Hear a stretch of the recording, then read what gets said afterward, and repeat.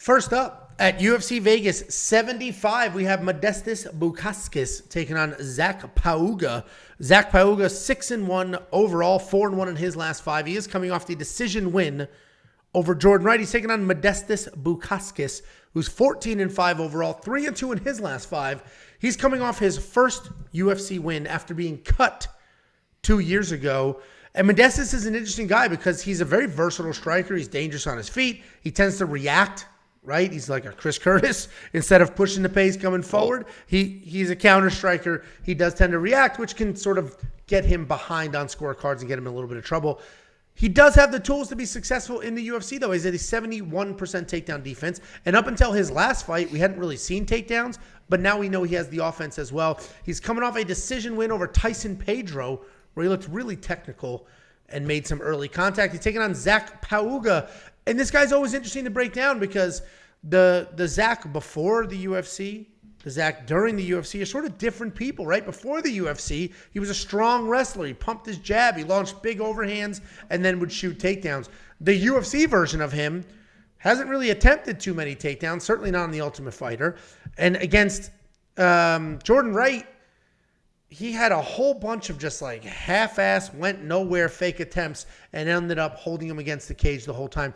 He actually is a solid fighter. He does have the tools as well, but that last fight was very unimpressive. This is a guy that was supposed to win. What are you doing? Why are you pretending to be frozen? This was a guy that was supposed, Jesus Christ, would you take like a gallon of NyQuil and now you're like a loopy mess? I wish, man. Be a lot more, make this a lot more fun. Anyway, he just sitting here listening to you read your goddamn teleprompter. Zac Pauga should have blown through Jordan Wright, but he didn't. He held him against the cage the whole time. It just couldn't get that done. And for that reason, I got to be on the Bukauskas side. And this line movement is wild. Went from -110 to -125. He basically went from a pick'em to a 2-1 favorite. And I totally get he should be the favorite. On Sunday when I did quick picks, he was plus 140. Underdog. No, favorite. But I wish he was an underdog because that's what I was sort of hoping would happen with the line movement. I was monitoring the line. I was hoping that Zac would take off. He's the popular pick. I was hoping people would say, oh, he used to be a heavyweight, and that's what would happen. But that's not what happened. People sort of see through it. Zac could 100% win this fight by holding Modestas against the cage for 15 minutes, but I do think Modestas is just going to be the much better striker, touch him up, avoid the cage, and win probably a boring decision. What do you think, Jakey boy?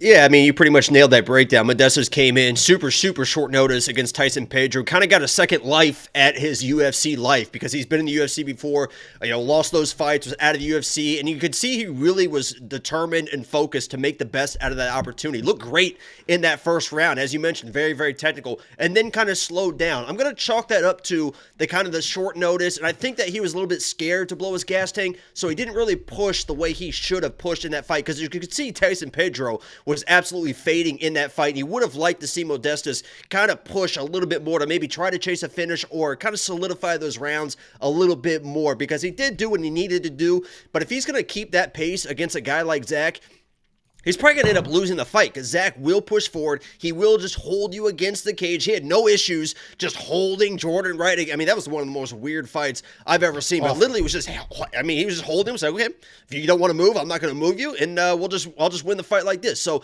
I do worry that Modestas might, go back to the way he used to fight, the way, kind of get, okay, I got my UFC contract again. Is he going to stay as motivated to get that, as he was to get another contract? And, but he's definitely the better fighter here. He's the better overall fighter. He is the better striker. I think he's going to make the best out of his second opportunity, come in, throw some nice strike, defend the takedowns, get off the cage. He saw what happened in the Jordan Wright fight, circle off, get off the cage. And I'm not saying that Zac isn't a capable striker. He is a capable striker, but Modestas should be the faster striker, the more technical striker. And I could see if he really wants to lay on volume and really kind of work his striking and try to make a statement that he belongs to the UFC, I could see him maybe trying to find a finish, second, third round, laying on the volume, wearing down a guy like Zac who wants to clinch, wants to have a slow fight. So if I'm Modestas, pump it out there, throw the volume and look for a finish late second, late third. But, this at this point, it's not worth the play in my mind. I mean, minus 195, it's gotten way out of control.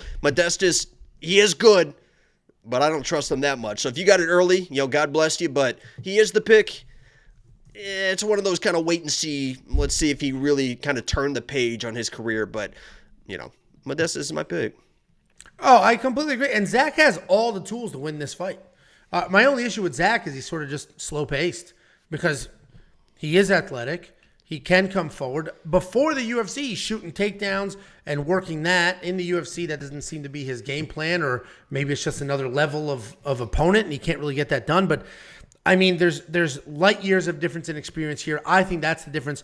Web guy Josh hates the Bukauskas pick. He loves Pauga. He thinks Pauga's, like, so freaking good.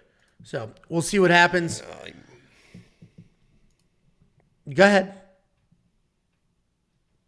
No, Yeah, you don't want to get an angry text from him. No, I respect his opinion for sure.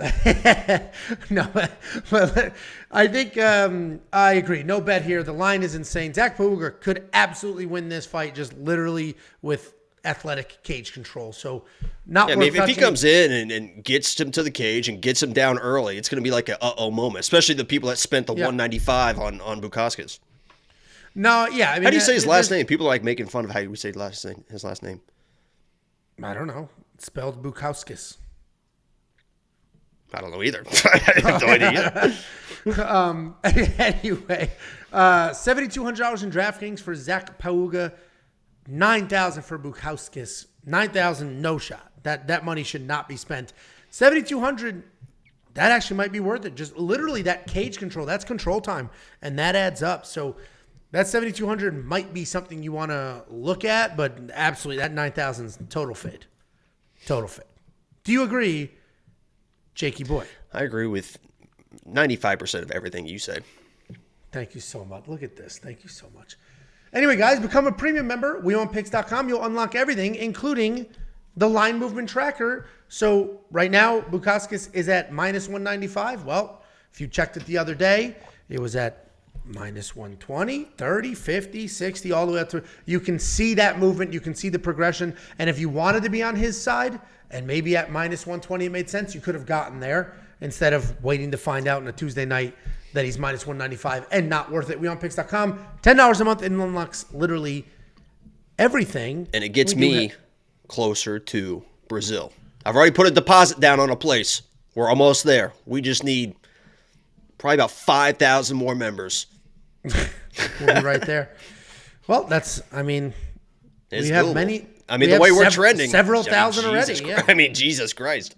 We haven't been doing this a full year. We've been doing the show for. We haven't been doing premium membership for even a full year, and we have over 2,000 members. So it's going well. We appreciate every single one of you.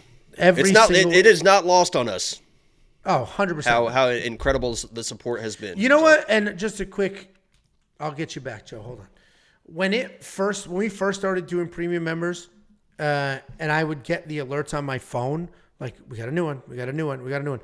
Every single one that came through, I was like, I cannot believe this is working. And even today on Saturdays are by far, like, it takes off. Fridays are pretty busy as well. On Fridays and Saturdays, when I just see all of those signups coming through, it's just like, I literally just sit there. I can't believe this is crazy. It's crazy that this is working. I don't think it's crazy because we put out the best product. So you might think it's crazy, but to me, it's what should happen. I'm not surprised, motherfucker. $10 super chat from Joey T. If you aren't a member yet, what are you waiting on? Join now. I can easily promise anyone who's not one yet, you won't regret it. My life has easily changed. We got Joey T a girlfriend.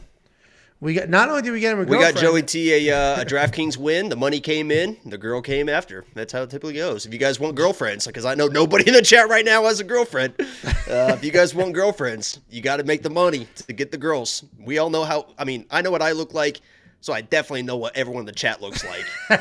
You guys are not going to get a girl unless you get money. The best way to get money is let's become premium members. Get me to Brazil, and I'll bring you guys down to Brazil. You have money in Brazil? That's the plan. That's the goal, baby. Joey T, you could ask him. He won over $60,000 as a premium member in DraftKings. Let's scroll our way down. We have another one from Quint. $2 super chat from Quint. He's up 11 units for UFC 289. Oh, happy Premium birthday, is the Quint. way.